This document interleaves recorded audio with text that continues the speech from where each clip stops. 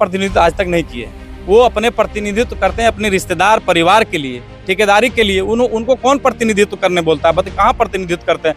बोल दीजिए यहाँ नौजवान खड़े हैं, हजारों विस्थापित नौजवान हैं, वो किसका प्रतिनिधि हैं? वो सिर्फ अपने रिश्तेदार परिवार के लिए और अपने ठेकेदारी पट्टेदारी के लिए विधायक बनते हैं।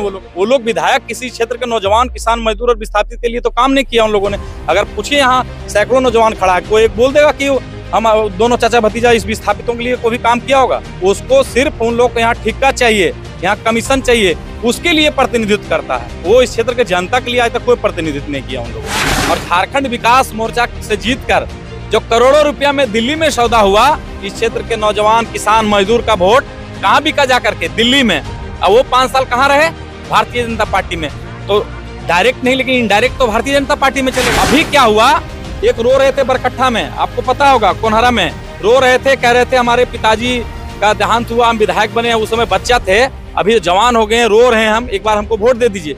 उनको वोट दिया और 2 महीना के अंदर उसी भारतीय जनता पार्टी के जो राज्यसभा सांसद थे उनको वोट दे दिए और भारतीय जनता पार्टी में वो भी चले गए। विधानसभा क्षेत्र के आजाद समाज पार्टी के नेता उमेश यादव को टिकट की घोषणा जैसे हुई, टिकट मिली, उसके बाद अपने आवास पहुंचे हुए जहां पे बांजेडी पावर प्लांट पर उनके कार्यकर्ताओं के द्वारा जोरदार स्वागत किया जा रहा है। तो हमारे साथ खुद बात करने के लिए उमेश यादव जी हैं। सबसे पहले बधाई, आपको बरकट्ठा विधानसभा से उम्मीदवार बनाया गया है। आपको और आपको चैनल के भी बधाई। और सबसे पहले पूरे बरकट्ठा विधानसभा क्षेत्र के जनता मालिक को मैं बधाई देना चाहता हूं, और खास करके हमारे विस्थापित जो नौजवान आज आए हैं और अपना प्यार दिखा रहे हैं, इसके लिए बहुत मैं इन सबों को दिल से बधाई देता हूं।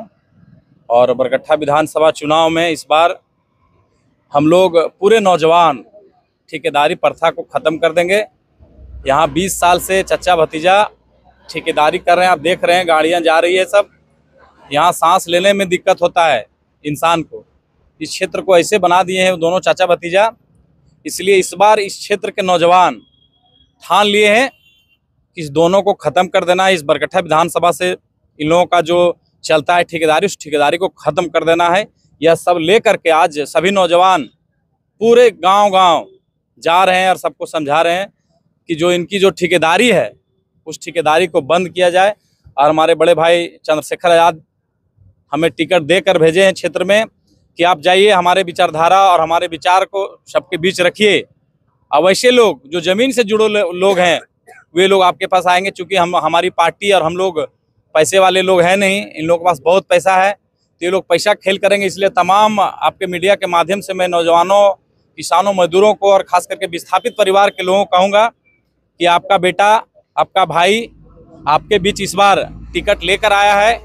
हम लोगों को भी बहुत मशक्क़त करके, चूँकि हम लोग का कार्यालय दिल्ली है, तो बहुत मशक्क़त करके हम लोग किसी तरह से हाथ पर पकड़ के, और जो चूँकि हम लोग क्षेत्र में हमेशा काम करते रहते हैं, उन सबों को देखकर चंद्रशेखर भाई का आशीर्वाद हम लोग पर इस बार पड़ा है। और उन्होंने कहा है कि आप जाइए क्षेत्र में और मजबूती से चुनाव लड़िए। इसलिए देख रहे होंगे तमाम नौजवान और इस क्षेत्र के खास करके जो हमारे विस्थापित नौजवान, आप लगातार विस्थापितों के लिए आवाज उठाते रहते हैं, उनके मुद्दों के लिए लगातार आंदोलन भी करते रहते हैं, तो क्या होगा इस बार? विस्थापितों का जो मांगे हैं लगातार आंदोलन करते रहते हैं, अगर आपको मौका मिले तो आप उन लोगों के मांगों को सही जगह पे उठाएंगे? बिल्कुल, मैं विश्वास दिलाता हूं कि जब यहाँ 1000 मेगावाट प्लांट 2013 में स्टार्ट हुआ था, प्रोडक्शन स्टार्ट हुआ था, उस समय मैं इस क्षेत्र के नौजवानों को, यहाँ सब खड़े हैं, इस क्षेत्र के नौजवानों के लिए हमने उस समय भी लड़ा और 1500 लगभग 500 नौजवानों को डायरेक्ट डीवीसी, मतलब उसका जो कॉन्ट्रैक्टर है उसके अंदर अभी भी काम कर रहे हैं। वो हम लोग का लड़ाई का देन है कि आज वो सब काम कर रहे हैं। और मैं विश्वास दिलाता हूं खास करके इस क्षेत्र के नौजवानों को कि अभी 1600 मेगावाट प्लांट आने जा रहा है और बहुत जल्द ही उसका शिलान्यास भी होने जा रहा है। और अगर इस क्षेत्र का बेटा और भाई हमको साथ दिया इस क्षेत्र के लोगों ने, तो मैं विश्वास दिलाता हूं कि उस समय 500 लगा था, 1000 नौजवानों का यहाँ रोजगार दिलाऊंगा। चाहे उसके लिए मुझे जेल भी जाना पड़े, तो हम लोग जेल जाने के लिए तैयार हैं। और मुझे साजिश के तहत आपको पता होगा कि 2022 में हमको जेल भी भेज दिया गया था और कोई केस नहीं था मेरे ऊपर, सिर्फ हमारे 2 नौजवान को नौकरी से निकाल दिया गया था। इसलिए उस कंपनी को मैंने डाटा फोन पर बोला कि नहीं, अगर विस्थापित को तुम बाहर करोगे, बेरोजगार करोगे, तो मैं बैठा नहीं रहूंगा। इसके लेकर षड्यंत्र के तहत इस क्षेत्र के प्रतिनिधि हमको 3 दिन हमारे हमको और हमारे दोस्त अरुण जी को जेल भी भेज दिया था। तो हम लोग जेल से डरते नहीं हैं, क्योंकि हम लोग जमीन से जुड़े हुए लोग हैं, तो हम लोग जेल से डरने वाले लोग नहीं हैं। इस क्षेत्र के नौजवानों के लिए जो आने वाला प्लांट है, मैं कहूँगा कि सब नौजवान एक हो जाइए, और जो 1600 मेगावाट आने वाला प्लांट है उसके लेकर इस क्षेत्र के नौजवानों को गिन गिन कर मैं काम करने का, उन लोग का अंदर करने का काम करूंगा, यहाँ रोजगार दिलाने का काम करूंगा। लगातार कई वर्षों से एक तरफ चाचा, दूसरी तरफ भतीजा लगातार बरकट्ठा विधानसभा से प्रतिनिधित्व करते हैं, और इस बार भी दोनों उम्मीदवार में हैं, प्रत्याशी बने हैं, इंडिया गठबंधन और एनडीए गठबंधन। तो कितना चुनौती मान रहे हैं दोनों? वो लोग जनता का प्रतिनिधित्व आज तक नहीं किए हैं, वो अपने प्रतिनिधित्व करते हैं अपने रिश्तेदार परिवार के लिए, ठेकेदारी के लिए। उनको कौन प्रतिनिधित्व करने बोलता है? बताइए, कहाँ प्रतिनिधित्व करते हैं? बोल दीजिए, यहाँ नौजवान खड़े हैं, हजारों विस्थापित नौजवान है, वो किसका प्रतिनिधि है? वो सिर्फ अपने रिश्तेदार परिवार के लिए और अपने ठेकेदारी पट्टेदारी के लिए विधायक बनते हैं। वो लोग विधायक किसी क्षेत्र के नौजवान, किसान, मजदूर और विस्थापित के लिए तो काम नहीं किया उन लोगों ने। अगर पूछिए, यहाँ सैकड़ों नौजवान खड़ा है, कोई एक बोल देगा कि हम दोनों चाचा भतीजा इस विस्थापितों के लिए कोई भी काम किया होगा? उसको सिर्फ उन लोग को यहाँ ठेका चाहिए, यहाँ कमीशन चाहिए, उसके लिए प्रतिनिधित्व करता है। वो इस क्षेत्र के जनता के लिए आज तक कोई प्रतिनिधित्व नहीं किया उन लोगों ने। आपके मुद्दे क्या हैं आने वाले, अगर 5 सालों के लिए बरकट्ठा विधानसभा की जनता आपको मौका देती है, तो यहाँ के लिए क्या कुछ प्लान है आपका, क्या करना चाह रहे हैं? सबसे पहले देखिए, बरकट्ठा विधानसभा के अंदर आप देख रहे होंगे कि चाचा भतीजा, आप ये सड़क सबसे पहले देख लीजिए, एक बार दिखा दीजिएगा। हम चाहेंगे कि जो सड़क का स्थिति है, सब जो समस्या है, जो मेन समस्या है, सड़क, शिक्षा, बिजली, ये सब पूरा इन्होंने खा के बैठा है। इस पर ध्यान नहीं है, उनको सिर्फ है कि ठेका करना है, और हम लोगों को ये सबसे मतलब नहीं रहता है। हम लोग डायरेक्ट पब्लिक से कनेक्ट हैं, और हम लोग बहुत जमीन से जुड़े हुए लोग हैं। हम लोग दरी भी बिछाया है, गली गली में पोस्टर भी साटा है। हम लोग उस तरह से आए हैं। हमारे पिताजी कोई विधायक नहीं है, विधायक नहीं थे, और उस परिवार से हम लोग नहीं है। हम लोग बोले ना कि दरी बिछाकर, पोस्टर साट कर हम लोग नेता बने हैं। तो हमको पता है, इस क्षेत्र की एक एक समस्या हमको पता है, उसको हम लोग उठाने का काम करेंगे, और इस क्षेत्र के नौजवानों के लिए रात दिन एक कर देंगे। बड़ी बड़ी गठबंधन पार्टियां हैं, उन लोगों का स्टार प्रचारक आएंगे, बड़े बड़े हेलीकॉप्टर चलेंगे। आपकी पार्टी एकदम नई नवेली पार्टी है, तो किस तरह की मजबूती आपकी पार्टी को अभी तक बरकट्ठा विधानसभा में देखा जा रहा है, और कितना चुनौती होगा आपका ये चुनाव? काफी कम टाइम मिला है। नई नवेली पार्टी नहीं है। मैं आपको बता देना चाहता हूं कि भीम आर्मी 10 साल पुरानी संगठन है, और भीम आर्मी का ही आजाद समाज पार्टी है। और हमारे चंद्रशेखर भाई, आपने देखा होगा, जो अमेरिका में टाइम मैगजीन अखबार छपा था, जो निकाला था, तो उसमें जो पूरे विश्व में 100 लीडर का नाम आता है, उसमें हमारे बड़े भाई चंद्रशेखर जी का नाम आया था। जब वो पूरे देश में, देश ही नहीं विदेश में भी उनका नाम इमर्जिंग लीडर के रूप में जाना जाता है। तो हमारे जब जहां जाते हैं, आप देखते होंगे कि लाखों लोग उनको देखने के लिए, उनकी बातों को सुनने के लिए जब वो आएंगे, तो मैं तो कहता हूं कि सारे जितने भी यहाँ स्टार प्रचारक आएंगे, मैं आपको चैलेंज करता हूँ, देख लीजिएगा आप। और पूरे उन स्टार प्रचारकों को भी मैं चैलेंज करता हूँ कि आप जब चंद्रशेखर भाई इस क्षेत्र में उतरेंगे, उसका भीड़ देखिएगा, और दूसरों का भीड़ क्या होगा। और हम लोग, आप तो जानते हैं, हम लोग 1 रुपया किसी को देने वाले लोग हैं नहीं। हम लोग लेकर ही चुनाव लड़ रहे हैं, सबसे चंदा चिट्ठा करके, और बिना पैसा के। मैं विश्वास दिलाता हूं कि जिस दिन भाई का यहाँ प्रोग्राम होगा, आने वाले हैं, बिल्कुल बिल्कुल हम लोगों का आश्वासन मिला है कि एक दिन हम बरकट्ठा विधानसभा में कार्यक्रम करेंगे। उनका हेलीकॉप्टर हम लोग एक दिन उतारेंगे बरकट्ठा विधानसभा में। और पूरे क्षेत्र से हम लोग नौजवान से चाहते हैं कि हमारे भाई भी नौजवान है, चंद्रशेखर भाई, और आप देख रहे होंगे कि जब संसद भवन में वो बात रखते हैं, तो लोग संजीदगी से उनकी बातों को सुनते हैं। और उनकी बातों को सुनने के लिए सारे देश के नौजवान, चूंकि वो संविधान प्रिय व्यक्ति हैं, वो संविधान के लेकर चलते हैं, और जो संविधान का लेकर चलेगा, इस देश में वही राज करेगा। क्या बरकट्ठा विधानसभा में एक विकल्प के तौर पर उभरेगी आजाद समाज पार्टी? बिल्कुल, आजाद समाज पार्टी, चूंकि और कोई ऑप्शन ही नहीं है। और जो भी लोग यहाँ हैं, जिस दल से लोग आ रहे हैं, उनको तो मौका मिला है ना। हम लोग को एक बार सेवा का मौका मिलना चाहिए, और यहाँ किनको नहीं मौका दिया? 10-10 से 20-20 साल एक ही परिवार के लोग, एक ही घर के लोग तो 20 साल राज कर रहे हैं इस क्षेत्र में। पूरे बरकट्ठा विधानसभा में 20 साल तो एक ही परिवार के लोग राज कर रहे हैं। और बार बार ऐसा तो है नहीं कि उन्हीं को लोग दे रहे हैं। और आप क्षेत्र में जाके सर्वे करा लीजिए, कोई नहीं चाहता है चाचा भतीजा को। सब लोग कहते हैं कि इन लोग को हटाइए, कोई नया चेहरा की लहर है बरकट्ठा। बिल्कुल, इस बार परिवर्तन नहीं होगा तो कभी नहीं होगा। इस बार हर घर के नौजवानों का ये कहना है कि इस बार हम लोग बदल करके रहेंगे। युवा है यहाँ, बात करेंगे। अरुण जी, क्या लग रहा है, इस बार परिवर्तन का माहौल बन रहा है बरकट्ठा में, या फिर से जो चलते आ रहा है परंपरा वही कायम रहेगी? निश्चित तौर पर जो अभी भारतीय जनता पार्टी का जो टिकट मिला, आप लोग चैनल के माध्यम से और सभी के माध्यम से पता चला होगा कि उसका टिकट कट चुका था। लेकिन ये चाचा भतीजा इस विस्थापित नहीं, पूरे बरकट्ठा विधानसभा में इतना लूटे हैं, इतना तिजोरी बड़ा कर लिए हैं कि दिल्ली तक पैसा पहुंचाते हैं और जो कर्मठ और ईमानदार नेता है क्षेत्र का, उसका टिकट कटवाने का काम करते हैं।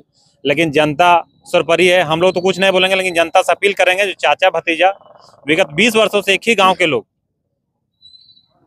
ठेकेदारी प्रथा जो पूरे विधानसभा में चल रहा है उसको समाप्त करें। और खास करके विस्थापित जो 32 गांव विस्थापित है, पूरे जयनगर के नौजवानों से अपील करना चाहेंगे कि आजाद समाज पार्टी, भाई चंद्रशेखर आजाद जो भी युवा हैं और युवा को मौका दिए हैं, अपने घर का बेटा को मौका दिए हैं, इस मौका को आप लोग भुनाइए और इतना मत दीजिए आजाद समाज पार्टी को, इतना वोट दीजिए कि चाचा भतीजा दोनों अपना चटकरी जो गाँव है वहीं सीमित हो जाए, इधर नहीं घुस पाए। और भी युवा साथी हैं, क्या लग रहा है इस पर क्या मुद्दे होंगे युवाओं के बरकट्ठा विधानसभा में? मुद्दा यहाँ का स्वास्थ्य, रोजगार, रोड, खास करके यहाँ का जो शोषित समाज है, जो वर्षों से ठगा जा रहा है, उन लोग को सही न्याय मिले, उन लोग का आवाज़ विधानसभा में उठे, यही लेकर के हम लोग चुनाव लड़ेंगे।